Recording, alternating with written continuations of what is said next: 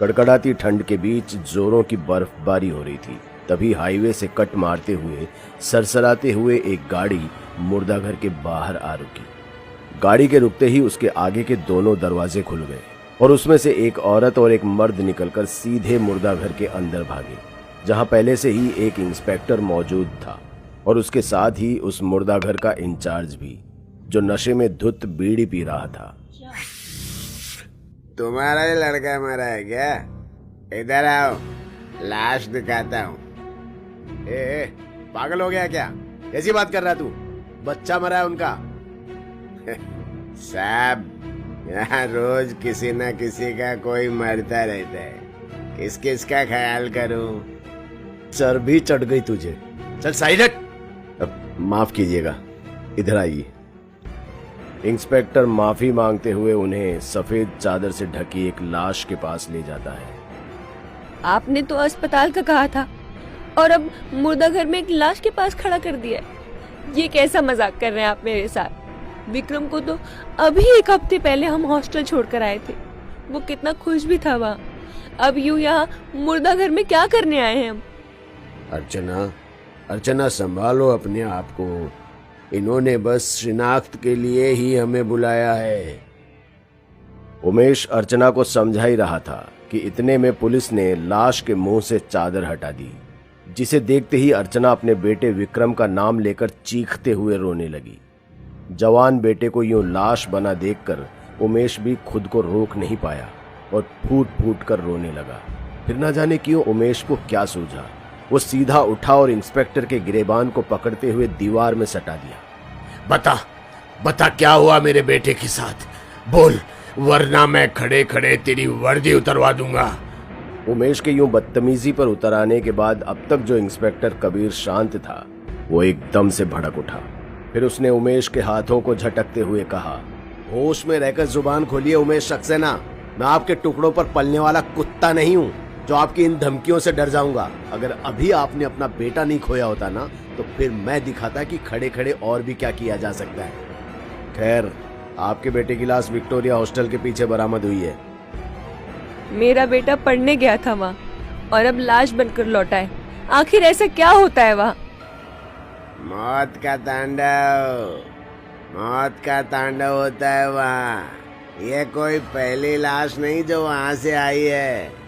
पहले भी कई मौतें हो चुकी है वहाँ पर गुत्थी कोई नहीं सुलझा पाया। जिसने भी कोशिश की, मौत ही पाई। ए, बंद कर अपना गटर। सक्सेना सर, आपसे वादा रहा, ये गुत्थी मैं ही सुलझाऊंगा और उन्हें कटघरे तक पहुंचाकर ही दम लूंगा, फिर चाहे उसके लिए कुछ भी हो। जवान हो, जोश है, कर लो कोशिश। बाकी समझदार तो दूर ही रहते हैं वहां से।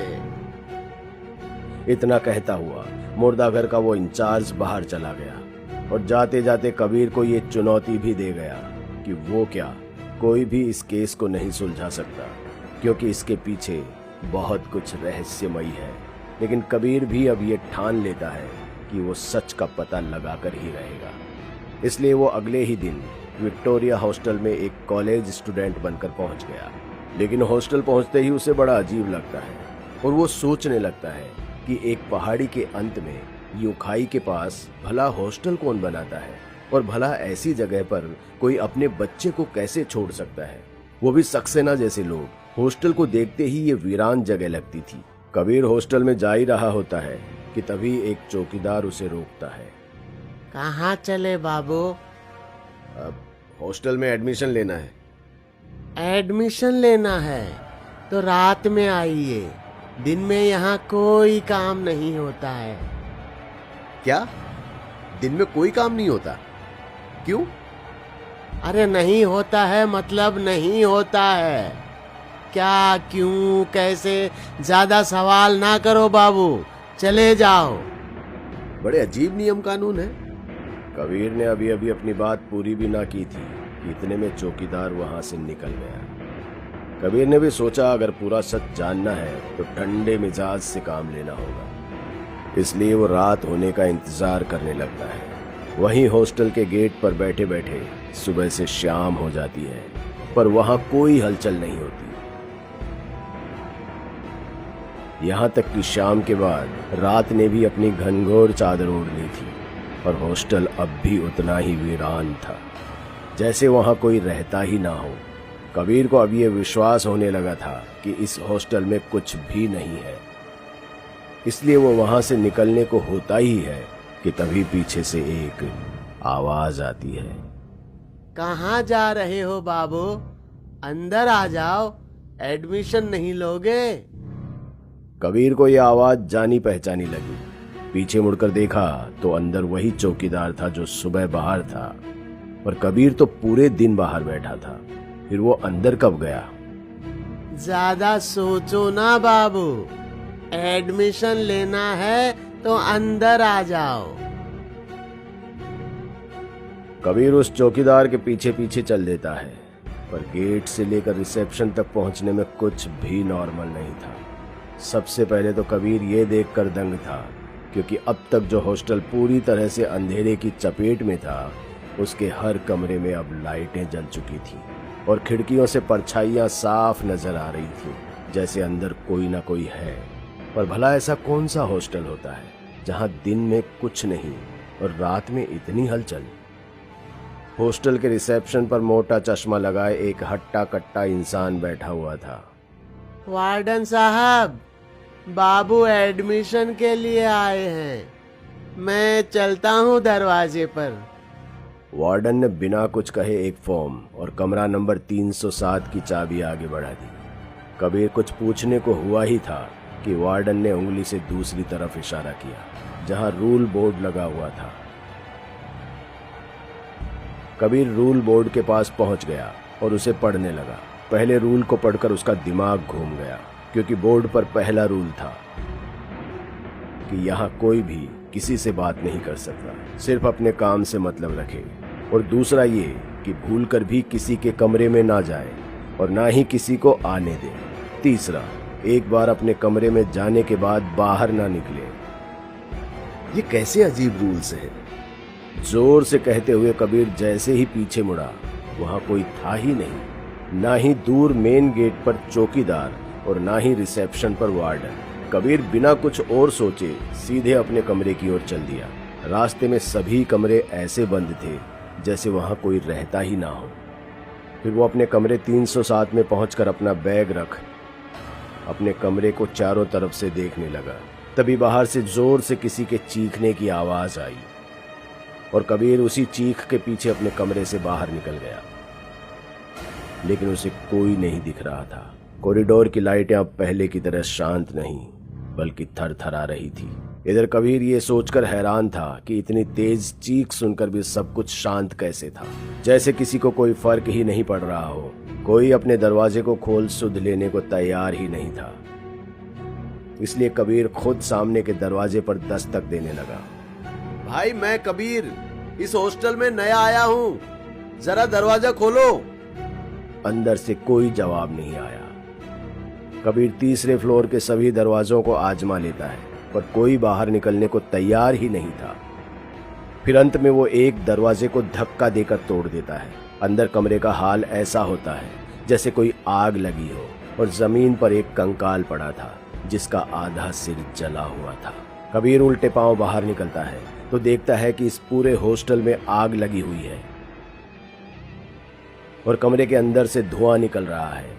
जिस कमरे में दस्तक देने के बाद भी कोई नहीं खोल रहा था, अब हर दरवाजे पर अंदर से कोई दरवाजा खोलने के लिए चीख रहा था, मदद मांग रहा था कि दरवाजा खोलो, अंदर आग लगी है। पर उन्हें कोई सुनने वाला नहीं था। कबीर ने जैसे ही दरवाजा खोलने की कोशिश की कि आग की एक तेज लपट उसकी तरफ बढ़ी और उसके कपड़ों में आग लग गई। कबीर शरीर पर लगी आग की लपटों को बुझाते हुए ऐसे घबराया कि वो कब सीढ़ियों पर पहुंच गया उसे पता ही नहीं चला और वो सीढ़ियों से फिसलता हुआ नीचे गिर गया। इससे उसके कपड़ों पर लगी आग तो बुझ गई, पर अब वो पूरी तरह से घायल हो गया था। वो दर्द से कराहते हुए उठ ही रहा था कि तभी उसकी नजर चौकीदार पर गई और वो उसी की तरफ बढ़ गया। कबीर ने उसे आवाज भी लगाई पर वो पीछे मुड़ा ही नहीं, बस बुत बना आग को देखे जा रहा था और उसके आगे वार्डन की अधजली लाश पड़ी थी। चाचा, क्या हो रहा है यहाँ? ये आग यहाँ कैसे लगी और इन्हें क्या हुआ? अरे किसी को मदद के लिए क्यों नहीं बुलाते आप? मदद के लिए बहुत देर हो गया है बाबू। अब तो ये आग रोज सीने में चुभन बनकर जलती है। इतना कहते ही वो चौकीदार पीछे मुड़ा और कबीर के होश उड़ गए, क्योंकि वो भी बुरी तरह जला हुआ था। अरे ये क्या हुआ आपको? चलिए यहाँ से निकलते हैं और हॉस्पिटल चलते हैं। बाबू, मुर्दों को डॉक्टर की जरूरत नहीं होती। मतलब जानना है बाबू, तो ये देखिए फिर। इतना कहते ही चौकीदार कबीर को गिरेबान से पकड़कर उसे कॉरिडोर के सबसे आखिरी दीवार पर सटा देता है और फिर हर रूम से लाशें किसी ज़ॉम्बी की तरह बाहर निकलने लगी और धीरे धीरे कबीर की तरफ बढ़ने लगी। पर कबीर दीवार में ऐसे चिपक गया था कि हिल भी नहीं पा रहा था। क्यों कर रहे हो तुम मेरे साथ ऐसा? क्या बिगाड़ा मैंने तुम लोगों का? अरे तुमने तो उस बच्चे को भी नहीं छोड़ा जिसे तुमने कल मारा था। क्यों छोड़ता बाबू है? क्यों छोड़ता बताइए? हम लोगों को जिंदा चलाकर मारने वाला भी एक बच्चा ही है। बात दरअसल करीब 4 साल पहले की है, जब इस इलाके में सिर्फ एक ही हॉस्टल था, विक्टोरिया हॉस्टल। काफी नाम था इस हॉस्टल का, जिसे देखते हुए बिल्डर ने भी अपने यहाँ नया हॉस्टल खोला और उसका नाम भी विक्टोरिया हॉस्टल रख लिया। और जब पुराने विक्टोरिया हॉस्टल वालों ने इसका विरोध किया तो उन्होंने कहा, ठीक है, कल से आपको सिर्फ एक ही विक्टोरिया हॉस्टल देखने को मिलेगा। उसकी इस बात को सुनकर विक्टोरिया हॉस्टल वाले निश्चिंत हो गए। उन्होंने सोचा कि वो हॉस्टल का नाम बदलकर कुछ और रख लेंगे। क्या रखेंगे ये अगली सुबह पता चल ही जाएगा।